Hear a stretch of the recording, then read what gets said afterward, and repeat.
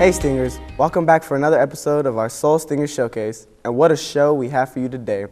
The topic of the show this week is matters of the heart. No, we are not going to gush about breakups and heartbreaks. We're going to discuss life issues, real issues that we all deal with. So get your shirt sleeves rolled up and your lower lips tucked in, because we are going to get our hands dirty in the garden, kitchen, and in the real world. Oh, I'm so excited. I'm getting goosebumps. You know what I mean? First, students from the science club visited the Discovery Center with science teacher Luis Baca. This trip inspired the club to create a garden from the school of seasonal vegetable and a small citrus glove. Our backyard transformed like a transformer, the higher tech ones of the plastic old school. Indeed, but I prefer Mighty Morphin Power Rangers because they're way cooler.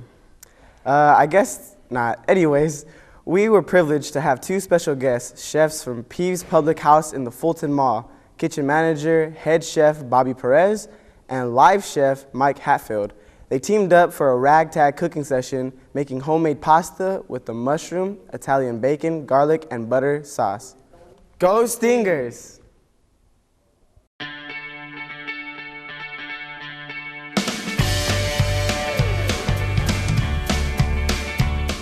My name is LaBray Gladney.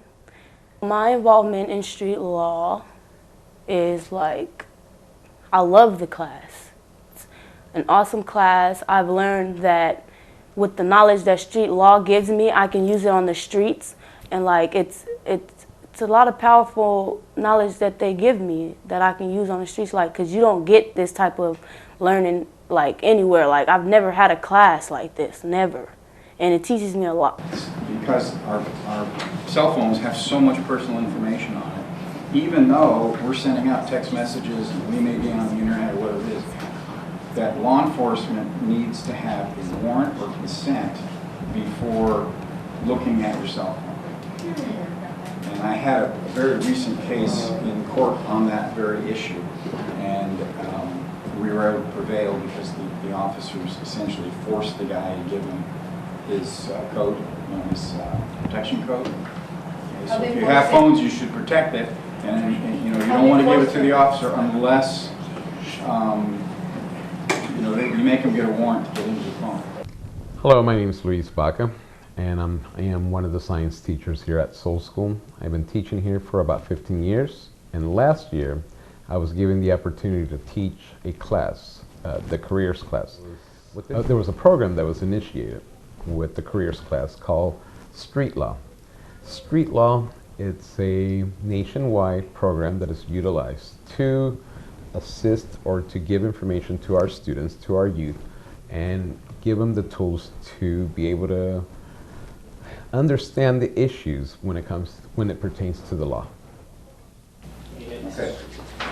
So those Miranda rights come from the 4th, 5th, 6th, and 14th Amendments of the Constitution. Okay? It's your absolute right as a citizen, or even a non-citizen, if you're in this country and you're charged with a crime, not to incriminate yourself. Most people give up that right and talk to the cops.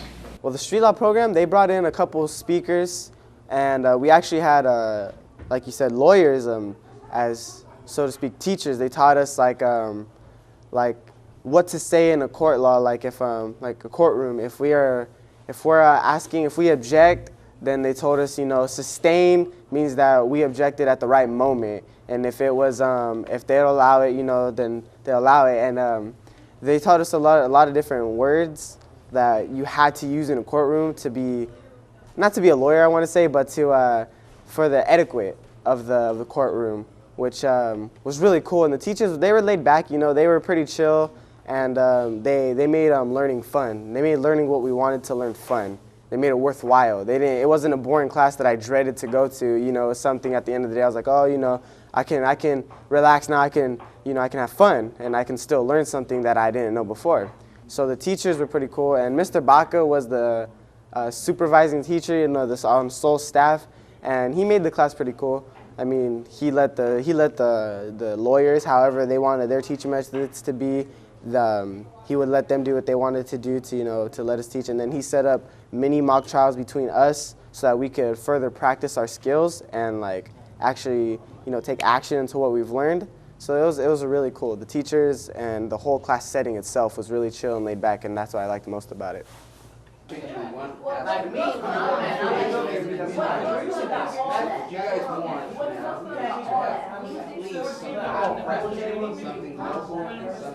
Sure. I mean, this is our second year teaching the class, and I've enjoyed every single moment. The students here are really, really amazing, and we learn from them, I think, as much as they learn from us, and that's a really valuable experience.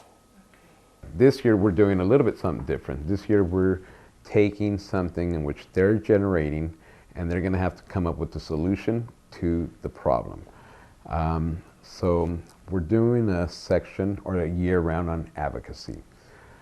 And the first semester, the way that we started this concept was by having an issue that the students felt very strong and passionate about that needed to have a change. They worked very hard through the first semester. They came up with 4 different problems or issues, and they had to come up with 3 answers in which they were going to execute and try to modify the change that they wanted to happen. Well, this semester we're working with them on local advocacy projects, so we've really seen them get involved with some local issues and get passionate about them, improving some of the conditions here in their local environments and in their school. And that's really wonderful to see. And I think, having youth advocacy and youth who are able to advocate for issues that address, their population and their peers and what affects them is really, really important. Sent to kids as young as 14, 15 years old being charged with very, very serious crimes in adult court. But this young man was going to a concert very recently with a bunch of friends of his. And while he was at a concert very close to a place over here with the Crest Theater, he decided to go out to his car, and there were some undercover cops that were circling around the parking lot, and they saw him and they thought he was up to some shenanigans, and they approached him, and he got a little upset with the officers, and I'll be candid with you, they beat the tar out of him. And that company got beat too. And they searched his car, and they found a bunch of drugs, and some money, and some scales, and a gun. What kind of drugs? Several different kinds of drugs. So what happened is the boys in custody, the car, and he had the keys. So the cops go and search the car, and they find the drugs and the gun, and the other stuff in the car. Okay? So part of the issue is, did the officers have the legal right to search the car without a warrant or consent? No. Did they? They didn't. Okay? There's a fairly recent case that talks about if an officer smells marijuana, They could check. But then that's probable cause to search a vehicle. Okay. Some of the concepts, some of the ideas that they took from there were in various branches: environmental, criminal, housing. Even if they had issues with collectors, we had a specialist that took care of that information and the steps to be able to go about it. So now we're focusing our attention on those types of cases or claims in that area of tort law, those civil wrongs that are not going to be a part of the criminal process. The first 2 are examples of tort law, and that's what we're going to be talking about next. So remember when I said the plaintiff has to file their lawsuit, and the plaintiff chooses the cause of action. They choose the legal theory upon which they're going to be suing the defendant. And so what we're talking about now are examples of these right here: motor vehicle accidents, personal injury like a slip and fall, or an assault and battery, or a dog bite like we were talking, or during the break we were talking about workers' compensation. Central California Legal Services received some funding from the California Endowment to partner with S.O.U.L to create a street law program, which is a program that's targeted at trying to educate youth about the law and its application in their everyday lives, and also try to inspire them to think of a career in the legal profession. So last year we were in the street law program, and a couple of things we did. We went on a few field trips. We took a field trip to Judge Corona's his chambers, and we got to watch a live trial, which was pretty cool. And then not only that, we got to take a couple field trips to some mock trials, which then helped us build up our experience and knowledge of the one we were present in. We ourselves did a mock trial, and that was the last field trip we had.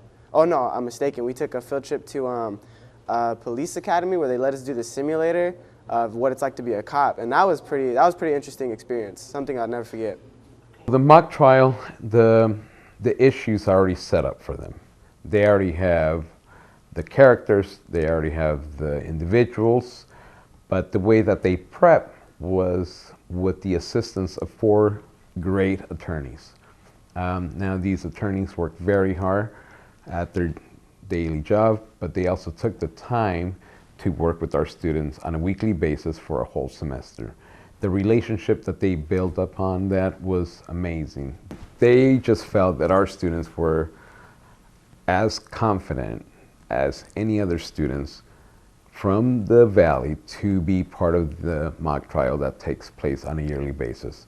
Unfortunately, we started a little bit late, so we couldn't be part of that program, but they were still able to understand the principles that it takes for them to actually become an attorney. They really they gained that experience from the mock trial. I am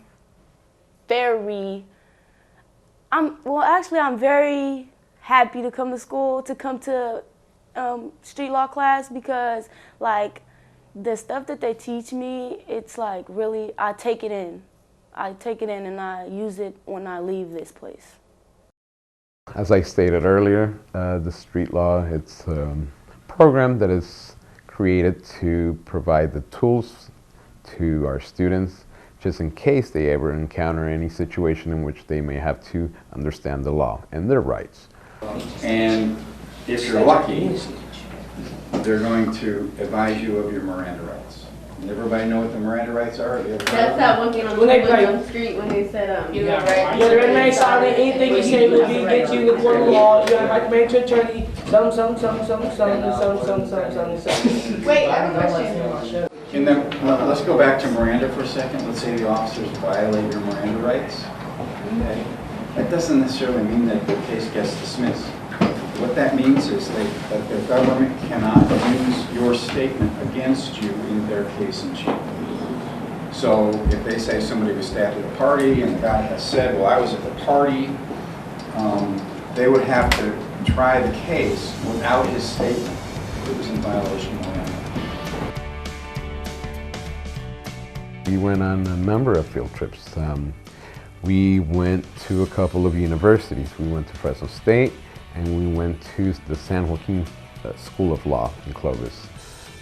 We also got to experience a chamber from an actual judge, Judge Corona, who was the judge who also took part into being the judge for the mock trial that our students did. We got to experience a couple of other field trips. One of them was to a restaurant where we sat around, and we called it a round table. We sat around with some professionals that were in the field of law. Judge Corona was present, a couple of attorneys for the law firm. We had a government agent and an FBI agent present as well. The street law program really has helped me a lot in my professionalism, because it showed me the mannerisms, like, you know, to stand up straight when you're talking to somebody, look them in their eye so that you're taken seriously, but also, you know, to have a relaxed demeanor so you don't your personality doesn't come off as too strong and too forceful, but, you know, you're a really nice, trustworthy person. So it really helped me in a lot of my mannerisms and professionalism with dealing with future employees or employers and current employers. So I feel that the mannerisms, mainly the mannerisms, are going to help me in my future endeavors. I went to Fresno State being in street law class, and I loved the experience. It made me want to just do better. It made me want to go to college. It made me want to like make myself come to school. It made me want to like have confidence in myself. It makes me want to do so much stuff. It makes me want to just go to college right now. Like literally. I want to go to college. The experience was great. I hope I get to see this program succeed, and hopefully we can continue it in the future.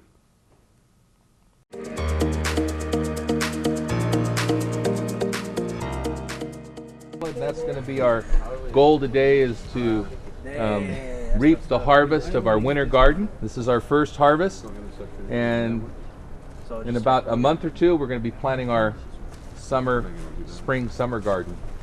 So we have our students out here today selecting some choice leaves for our raw salad. You can continue with the spinach.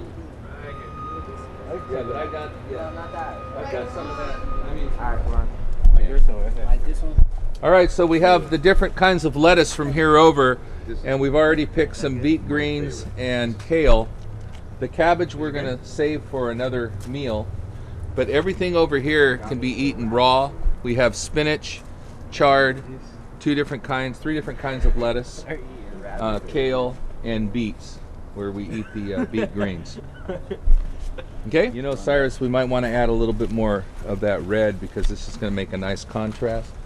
If you can pick it, always pick from the outside, especially if it's a head like this.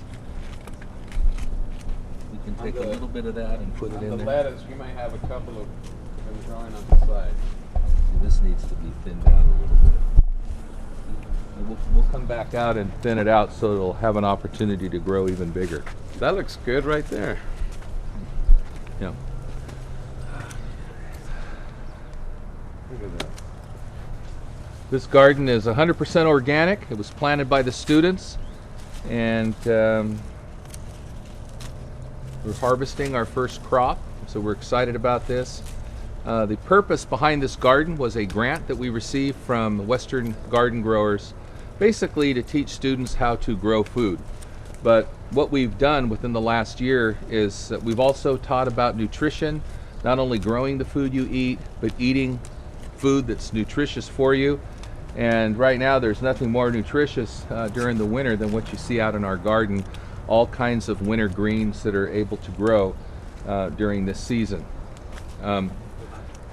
As part of this process, we worked collaboratively with Fresno State, and they donated some drip irrigation, so we also learned a lot about drought education last summer.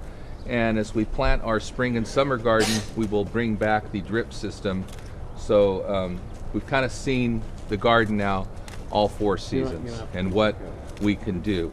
Initially, this was just part of a grassy area with shrubs, and we cleared it and made about 500 to 600 square feet of space that we can grow things that we can enjoy.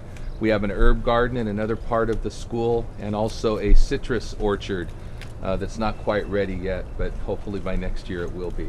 This is used for a lot of products. This is used for lotions. This is used for oil. This is used for cooking.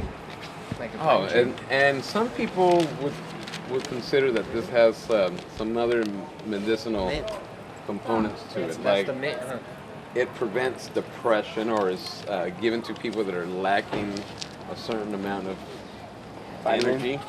Yeah, so they smell this and they make an oil. Like what? Okay, so like, this is rosemary. Rosemary is used for different things. They use it for lotions. They use it for oils. Some people use it for cooking. Like Maine stuff that they put it in. Yeah. So it's I don't know if you guys ever seen like the bottles. They have a picture of rosemary on it, and it's usually kind of the flower is a little purple. Because of the scent, huh? Yeah, because of it's really pleasant. We're going to go from the garden now into the kitchen and prepare our lunch, which is going to be a very healthy, nutritious, organically grown salad. Thank you. Well, we've just harvested some of our lettuce and greens in our garden, and now we're preparing a salad. So now we're going to take the greens. We have 3 or 4 different kinds of lettuce, spinach, Swiss chard, some beet greens and kale, chives, and we're going to saute some cabbage and other greens that we have here. And when it's all said and done, we're going to enjoy a nice, healthy, organic, homegrown salad. That's what I want to eat. This is the only thing we didn't grow in the garden, but you got to have a little bread. How long would it take to get one? Well, Tony, when I first put these greens in, there was a big mound of them. But as you saute, a lot of the greens will lose some of their moisture, and it's probably going to be about 1/3 the size of the original. So what looks like a lot sometimes ends up being a lot less, but you don't need a lot of these, so the serving, this will probably serve 8 people. Oh, what's the texture with it? Now, Miss Marilyn Willard is going to show me how to make her famous salad dressing. Okay, Tomas, first you're going to mix up the salad. You can use the utensils. Now then, we're going to put some garlic salt on it. A pinch or No, just start sprinkling it.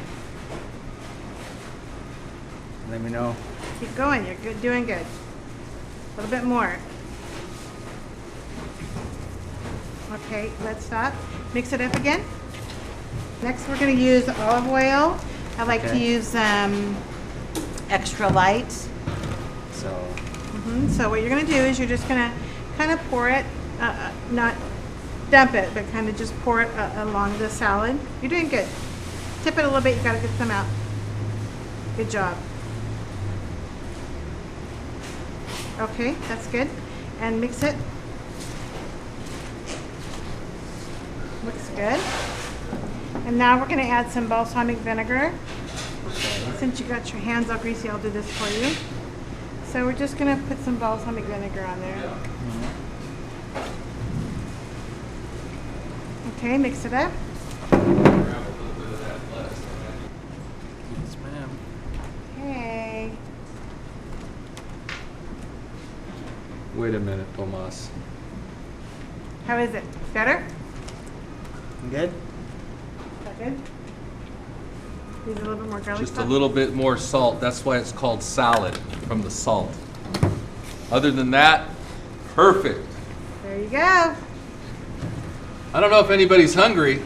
Wow. Did we put a little pepper in there too? I did not, but you can. We got to put a little pepper.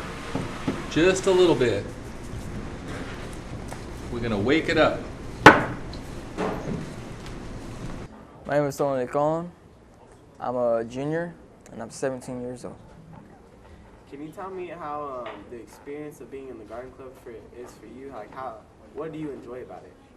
I enjoy that how we used to use crafting materials to soften up the soil, so we put garden stuff like seeds, like salads, cucumbers, and tomatoes, and somewhat.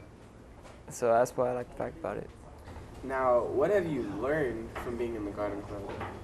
That it takes time for it to grow pretty much. We have to use simple amount of water so it won't ruin the crops. We have to take out the weeds so the weeds don't ruin up the plants and the edible stuff. It's pretty much good for us. Now, I understand you guys took a trip to the Discovery Center. Can you tell me how that experience was for you? It was pretty cool. We've seen multiple plants, trees that they have oranges, like red blood oranges, and they have lemons, eggplants, different color variety of eggplants, and somewhat of everything. Now, what did you learn from that field trip? That it's a big responsibility to make your own garden. It's pretty much fun, just in case when you move somewhere else out in the country, you'll have something to do. Okay, thank you for your time.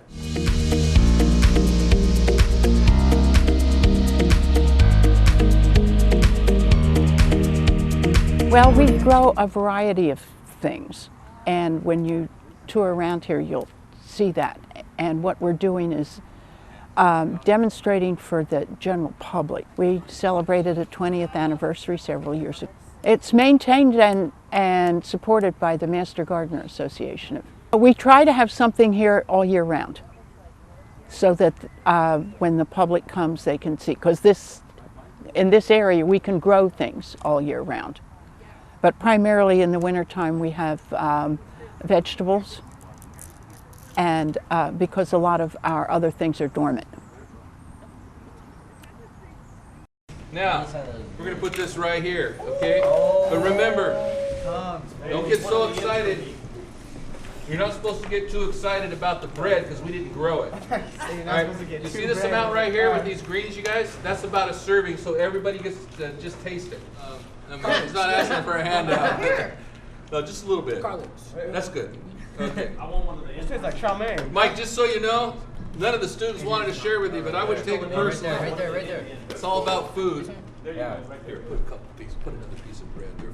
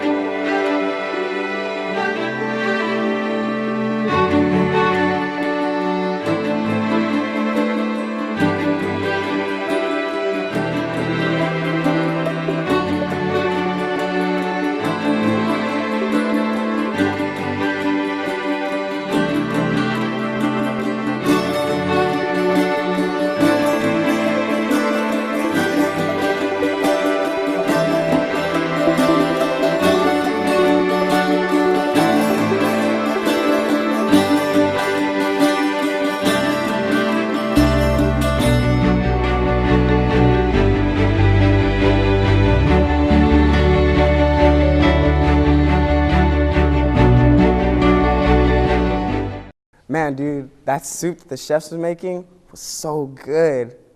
Man, you know what I like best?